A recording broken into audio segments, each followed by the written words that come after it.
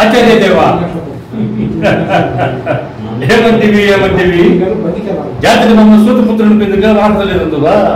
ఎంత మాట ఇది క్షాత్ర పరీక్ష కానీ క్షత్రియ పరీక్ష కాకూడదు. ఇది కుల పరీక్ష ఎందువా? నీ తండ్రి భరద్వాజుని జన్మ పెట్టింది, అతి జుంసాకరమైన నీ సంభవం పెట్టింది.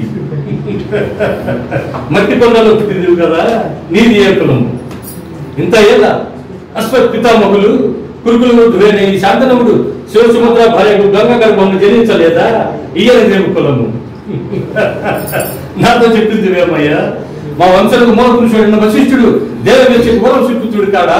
అతడు పంచజాతికి అయ్యే అరుంధతి శక్తిని, ఆ శక్తి చండాలను పరాసురుని, ఆ పరాసురుడి పల్లెపడి చేయని మత్స్యగత్యను మా తాత వ్యాసుని, ఆ వ్యాసుని పెద్దవారైనా మా పెద్ద అమ్మాయి అంబికతో మా తండ్రిని, మా పెద్ద అమ్మాయిలతో మా పెద్ద తండ్రి పాండురాజును బీజ ధర్మ నిర్మాణ చూడని కీర్తించబడుతున్న ఈ విధవ దేవుని కలం లేదా?